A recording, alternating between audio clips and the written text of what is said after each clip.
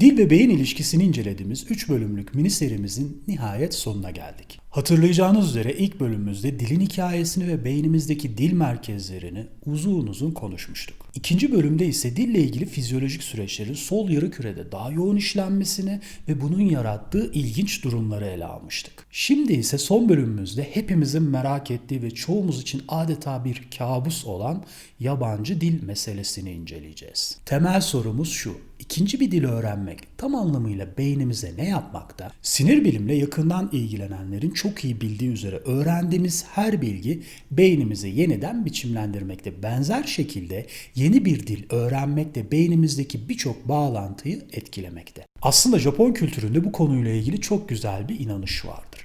Kotodama, yani sözcüklerin ruhu olduğu inancı. Japonlara göre sözcükler fiziksel gerçekleri bile değiştirebilecek ruhani bir güce sahiptir. Peki sinir bilim açısından durum nasıl? Gelin meseleye daha yakından bakalım.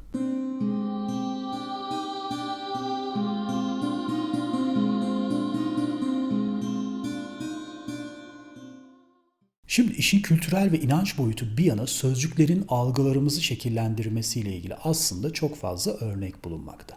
Özellikle kelimelerin cinsiyet artikelleriyle tanımlandığı dillerde bu durum daha net gözükmekte. Mesela Almanca'da kullanılan der, die, das artikelleri önüne geldiği kelimeye bir cinsiyet katar ve bu kelimeler bu artikeller olmadan kullanılamaz. Der artikeli kelimeye maskülen, erkeksi bir anlam katarken die artikeli kelimeye feminen, dişi bir anlam kazandırır. Das artikeli ise o kelimenin cinsiyetsiz olduğunu vurgular. Şimdi Almanlar için sandalyeyi maskülen, kapıyı ise feminen yapan mantık nedir bilmiyorum. Ya da soğanı dişi görüp elmayı erkeksi yapan bu muazzam hayal gücü kesinlikle bugünkü konumuz değil. Asıl vurgulamak istediğim mesele bu basit artikellerin bile algımızı nasıl şekillendirdiği. Örneğin köprü sözcüğü Almanlar tarafından feminen bir sözcük olarak tanımlanırken benzer bir gramer mantığını kullanan İspanyolca'da maskülen bir anlam içerir. O nedenle Almanlar köprülerden bahsederken güzel, şık gibi daha feminen ifadeler kullanırken İspanyollar uzun ve dayanıklı gibi maskülen tanımlamaları tercih ederler. Yani köprü aynı köprü olmasına rağmen dilin sahip olduğu ruh algımızı biçimlendirmiştir. Aslında dil yaşayan bir kavram olduğu için bu ilişki çift yönlüdür. Yani kullandığımız dil algılarımızı şekillendirdiği gibi algılarımız da dili şekillendirir. Sanırım bununla ilgili en güzel örnekler başka dillerde karşılığı olmayan kelimelerdir. Bu kelimelerin var olması o toplumun nasıl bir algıya sahip olduğunu özetleyen çok güzel bir detaydır. Örneğin şu gördüğünüz kelime İsveç dilinde sabah ilk öten kuşların sesini duymak için dışarı çıkmak amacıyla uyanmak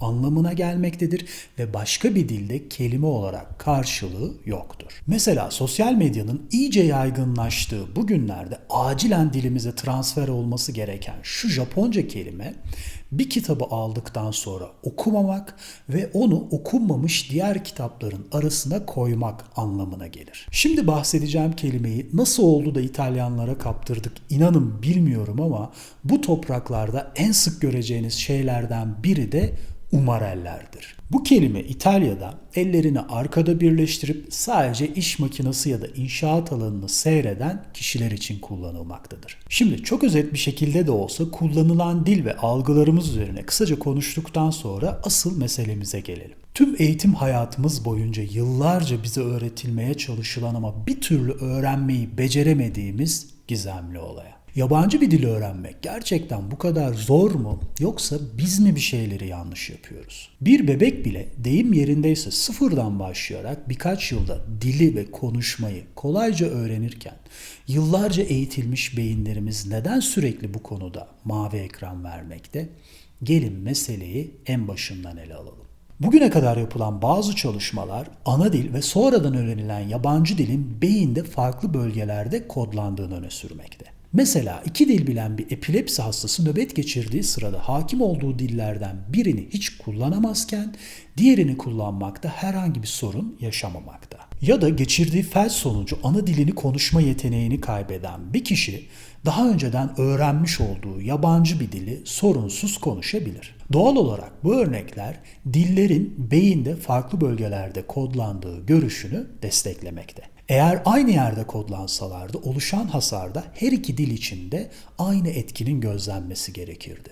Şimdi 90'ların sonunda Nature'da yayınlanan şu çalışma bize ilginç ipuçları vermekte. Ana dilini ve öğrendiği yabancı dili oldukça akıcı bir şekilde kullanan 12 kişinin beyin görüntülemeleri yapılmış. Fakat bu 12 kişi arasında şöyle ufak bir fark var. Deneklerin 6'sı yabancı dili bebeklikleri sırasında öğrenmişken diğer 6'sı yabancı dili gençlik döneminde öğrenmiştir. Bilim insanları bu kişilerde yaptıkları beyin görüntülemeleri sırasında Broca alanlarında çok ilginç bir farklılıkla karşılaştılar. Bilmeyenler için belirtelim. Daha önceki videolarda uzun uzun anlattığım üzere Broca alanı beyinde sözcüklerin oluşumundan sorumlu bir bölgeydi. Yabancı dili bebeklik döneminde öğrenen kişilerde ana dil ve yabancı dil tek bir Broca alanında işlenirken sonradan öğrenen kişilerde Broca alanı iki kısma ayrılmıştır ve her bir parçası bir dilden sorumlu hale gelmiştir. Örneğin burada ilgili çalışmanın sonuçlarını görmektesiniz. Görselde beyne aşağıdan bakmaktayız.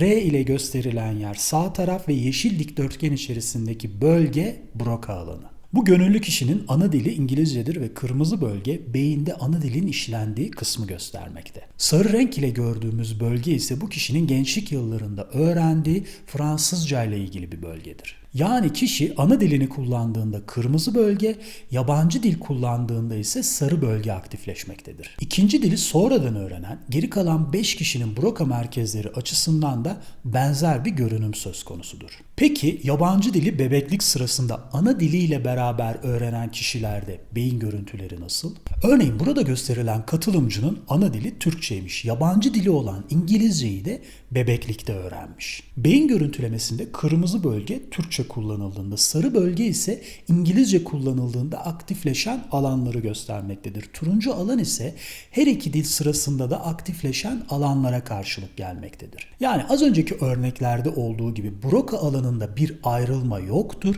ve her iki dil de tek bir merkezde işlenir. İşte yetişkinlikteki dil öğrenmenin zorluğu Broca'nın ilgili dilleri farklı alanlarda işlemesinden kaynaklanıyor olabilir. Sonrasında yapılan şu çalışmalarda da benzer sonuçlar elde edilmiştir. Şimdi demek ki bu işte kritik kısım bebeklik dönemi. Peki bebekler hangi zaman aralığında dil öğrenmeye başlar? Hem dil bilim hem de sinir bilim çalışan Eric Lineberg'ün 1967 yılında ortaya attığı hipoteze göre dil öğrenmesi açısından kritik dönem 2 ila 13 yaş arası olarak gösterilmekte. Oysa bugün biliyoruz ki bu işin başlangıcı çok daha erken bir zamanda. Yani doğum öncesi dönemde gerçekleşmekte. Çünkü anne karnındaki bebek dışarıdan gelen sesleri algılayabilmekte olup en belirgin duyduğu ses annesinin sesidir ve bu sesi diğer seslerden ayırabilir. Örneğin 36 haftalık 69 kadında yapılmış şu çalışmada fetüsün hareketleri ve kalp hızı takip edilmiş. Anne ne zaman konuşsa ilk 10 saniye boyunca fetüsün hareketlerinin azaldığı ve kalp hızının düştüğü gösterilmiş. Sanki annesini dinlemek için sessizleşmesi gerekiyormuş gibi. Bununla beraber bebeklerin daha doğar doğmaz ana dil ve yabancı dili birbirinden ayırt edebilecek yetenekte olduğunu da biliyoruz. Amerika ve İsveç'te yapılan şu çalışmada bebekler doğduktan sonraki ilk 70 saat takip edilmiş. Bebeklerin tepkileri fotoğrafta da gördüğünüz üzere emme sayıları aracılığıyla izlenmiş. İlginç bir şekilde bebekler yabancı bir dil duyduğunda emme sayılarının arttığı görülmüş. Yani birkaç saatlik bebek bile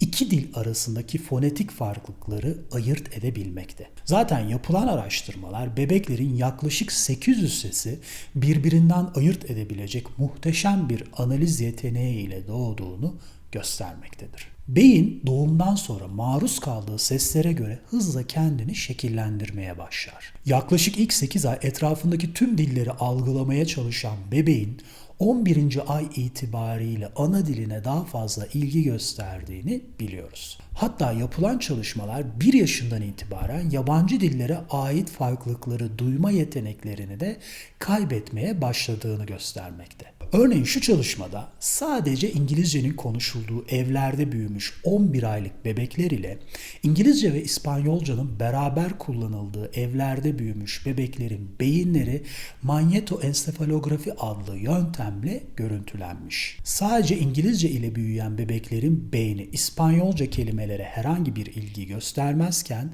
diğer bebeklerin beyni her iki dile de aynı ilgiyi göstermiş. Bebeklerin yabancı dil konusunda mükemmel olmalarının en önemli dinamiği hiçbir özel eğitime gereksinim duymamamaları. Tek ihtiyaçları olan şey o dile maruz kalmak. Burada ailelerin en büyük endişesi fazladan öğrenilen dilin çocuğun gelişimi üzerine olabilecek negatif etkileri. Hatta 1960'lardan önce iki dil öğrenmenin çocukların çok fazla enerji harcamasına ve gelişimlerinin yavaşlamasına neden olduğuna inanılmaktaydı. Ama günümüzde yapılan birçok çalışmada gösterildiği üzere tek dil ile büyüyen bir bebeğin beyninin ana diline gösterdiği yanıt ile iki dille büyüyen bebeğin verdiği yanıt arasında anlamlı bir fark yoktur. Tabii ki de tek bir dille büyüyen çocukların ana diline olan hakimiyeti iki dille büyüyen çocuklara göre bir miktar iyi olabilir. Ama unutulmaması gereken diğer çocuklar için kullanılabilecek